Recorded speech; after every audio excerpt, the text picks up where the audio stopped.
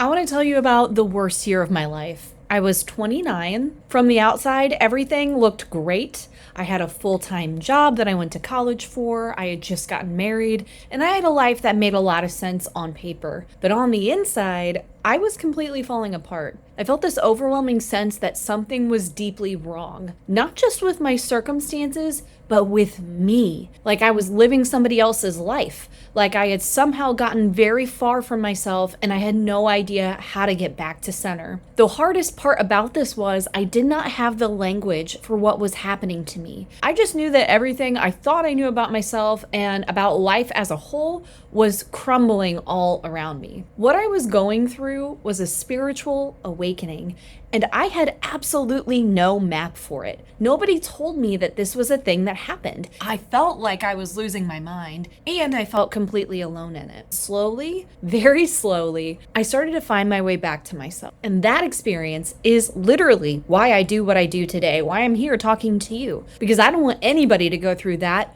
without a map like I did. So today, I am giving you the map that I wish I had going through my own spiritual awakening.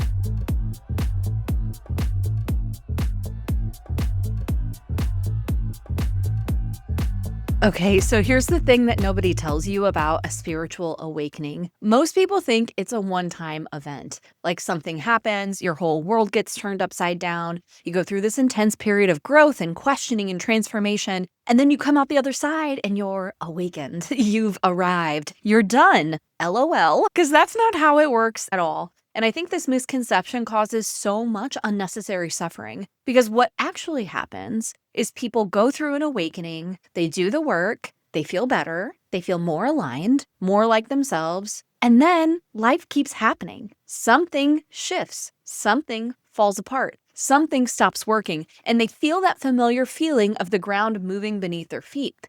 And instead of recognizing it as the next cycle of growth, they think something has gone wrong. They think, I already did this. Why is this happening again? Did all of that work mean nothing? Am I back at square one? You are not back at square one. The fact that you're here again, feeling this uncertainty and disconnection and fragmentation within yourself again, is not evidence that you've failed. It's evidence that it worked and you're still growing. Here's the reframe that I think has the potential to change everything for you and anyone who's feeling this feeling of confusion. Spiritual awakening is not a destination you arrive at. It's a cycle. It's something you move through over and over again for the rest of your life at deeper and deeper levels each time. And I know what that sounds like. It sounds exhausting. It sounds like, oh great, this never ends. But stay with me because I actually think this is one of the most liberating truths that you can internalize. Think about it this way. If awakening is a one-time event, something you either have or haven't done, then you're always either behind or done. And neither of those feel particularly good. If you haven't awakened yet, you're chasing something. And if you have, then you're already done. You're just maintaining where you've peaked, trying not to lose what you found. But if awakening is a cycle, if it's something that keeps unfolding and keeps deepening and keeps revealing new layers of who you are, then you're never behind and you're never done. You're just alive and exactly where you need to be right now. And more than that, you have a map. Instead of feeling blindsided every time something goes sideways or life is asking you to grow, you can start to recognize the pattern. You can look at what's happening and say, oh, I know where we're at. I know what this is. I know what this phase is asking of me, and I know what I need right now because of that. That is the difference between being dragged through your awakening and actually navigating it. And that is exactly what I want to give you today. Because I spent years first figuring this out by myself, for myself, then supporting other people through it. And what I've come to understand is there are stages to this cycle. They are predictable and they are recognizable. And when you know what they are and what they're asking of you, everything starts to make a lot more sense. I call this the soul season cycle. And it maps out the 5 stages of spiritual awakening we move through over and over again throughout our lives. Stage 1 is to recognize. This is where it begins. Something gets your attention. Something feels off. Maybe it's a relationship that stopped working, a career that feels hollow, a pattern you keep repeating, a general sense of unease that you can't quite name. This is the stage where your soul is awakening. It's essentially saying, hello, hey, we need to look at this. This is not working for us anymore. And the truth is, just getting to this step takes immense courage because a lot of us spend years, even decades, not letting ourselves recognize what isn't working. Why? Because we're afraid. It's comfortable where we're at, even if it's not exactly what we want. So we stay busy, we stay distracted, and we push the feeling down. So if you're in this stage right now where something is kind of boiling within you, you're starting to sense that something is off and you're not quite sure what, that is not a problem. That's your awakening beginning, or continuing, or deepening if you've already gone through this once or twice before. Stage 2 is release. Once you've recognized what needs your attention, the work of letting go begins. And this is usually the hardest stage because what we're releasing is not just habits or behaviors, it's often identity and beliefs. Beliefs about who we are and how the world works. Our whole construction of reality can be deconstructed in this process.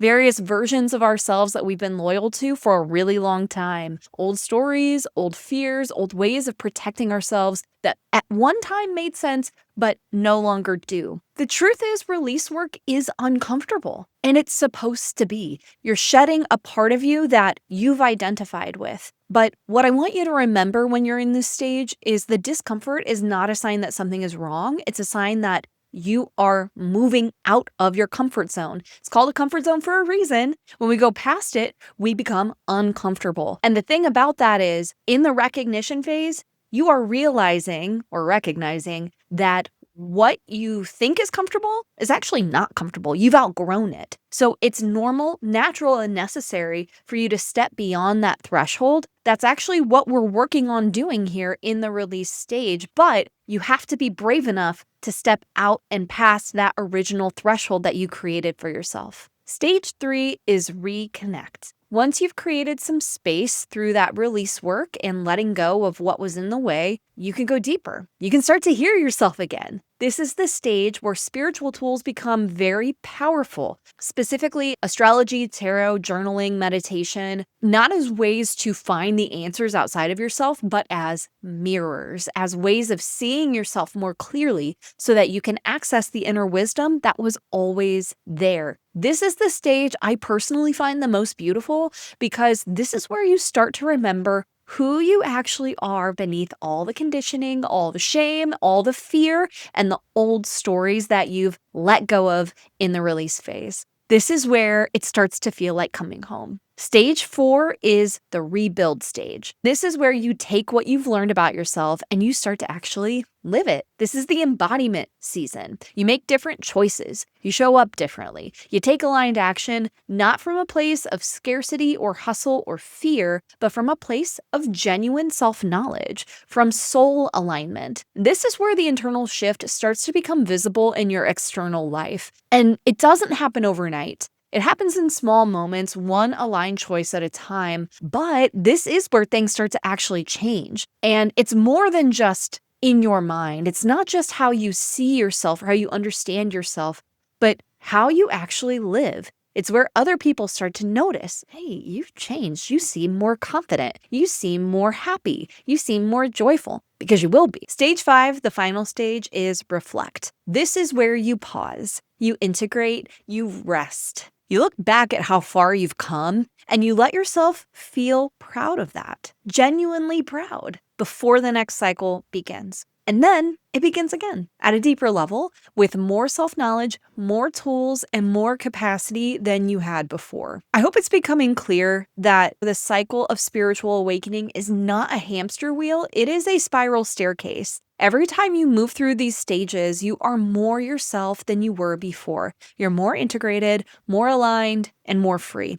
And that is what spiritual awakening actually looks like. Not a single dramatic moment of enlightenment, but a lifetime of deepening into who you are. Okay, so now I want to talk about something very important. Knowing these stages exist is genuinely helpful, but knowing about them and actually being able to navigate them consciously are two different things. And this is something I had to learn the hard way. For a long time, I was calling myself a self-awareness advocate. That was literally how I described my work, and I believed in it. I thought if people could just see themselves clearly, then that was the work, everything else would fall into place. But then I kept noticing something that I could not ignore. People, including me, could see the patterns they were in. They could name them in real time. I know I'm codependent. I know I'm people pleasing. I know I have no boundaries. They could watch themselves do these things that they didn't want to do anymore and still not be able to stop it, because awareness on its own doesn't create change. The patterns we're trying to break don't live in your mind. They live in your body. They're stored in your nervous system, and they run on autopilot at a level that conscious awareness can't always reach. You can't think your way through a spiritual awakening. You have to feel your way through it. And the way that you build that capacity, the ability to actually feel what's happening in your body and to stay present with the discomfort of release, to hear yourself clearly enough to reconnect, and to have the courage to take that aligned action and rebuild, is through consistent spiritual practice. Now listen, as a recovering Catholic school girly, I am not here to give you dogma. I'm not here to say this is the way and the only way. This is not any kind of prescriptive, performative spiritual practice. This is spiritual practice as a daily habit of coming back to yourself, of connecting with the eternal part of you. That's the infrastructure of the whole cycle. And without that daily consistent spiritual practice, that practice of coming back to yourself, you're going to be navigating your spiritual awakening without any tools. And that's exactly what I was doing when I went through mine. And look, it was a lot harder than it needed to be. I don't want that for you. So what does a spiritual practice actually look like? Because I think this is where people get a little tripped up. They think it has to be elaborate. They think it has to look like someone else's practice they saw on YouTube or Instagram, and it doesn't. In fact, the most powerful spiritual practice is the one you'll actually do. Instead of a rigid routine, I want you to think about building what I call a spiritual practice ecosystem. An ecosystem isn't a schedule. It's not a to-do list. It's a living, flexible framework. It's a collection of tools and rituals that you can adapt based on what you need in any given day. And the way I recommend building it maps directly onto the soul season cycle we talked about earlier. You choose one practice for release, something that helps you process and let go of stuck energy. Maybe that's journaling, breath work, or something that helps you clear your energy. You choose one practice for reconnect, something that helps you hear yourself more clearly. Maybe that's astrology, tarot, automatic writing. And then you choose one practice for rebuild. That's something that's going to help you take aligned action. Maybe it's a moon ritual or sigil work or simply setting an intention for the day. That is your foundation. And then you establish your minimum viable practice, the bare minimum version you can do even on your hardest days. Again, we're not looking for a list of 10 things. We're not looking for an elaborate 45-minute ritual here. It can be 5 minutes of journaling. It can be a 1-card tarot pull. It can be 3 deep breaths with a single intention. The point is that you show up every single day, even in the smallest way, because what that also does is builds trust back with yourself. This is how you reestablish a relationship with your spirit, with the eternal part of you. Because consistency, not intensity, is what actually moves you through the cycle. You're not going to get through it any faster by going harder in your spiritual practice. You simply need to attend to what's here and now every single day, and that is what your spiritual practice should do for you. So I made something for you. It's called the Magical Life Starter Kit, and it's completely free. It walks you through everything I just explained, the Soul Seasons framework, a full toolkit of spiritual practices organized by each stage of the cycle, and a simple step-by-step process for building your own personalized spiritual practice ecosystem. This is the practical companion to everything we just talked about. It's the map plus the tools to actually navigate it. The link is in the description, so go grab it, go build your spiritual practice. And if you want to keep going after that, if you want ongoing support moving through your awakening with a community of people who genuinely get it, you should check out Soul School. That is also linked below. But start with the starter kit. That's your first step on the map. If this resonated, I hope you'll subscribe. I'm here every Sunday, and we are just getting started. Drop a comment. Let me know which stage of the soul season cycle you think you're in right now. I genuinely want to know. So drop a comment and I'll respond personally. And until next week, I hope you take great care of yourself. Okay, I'll see you next week. Take great care. Bye for now.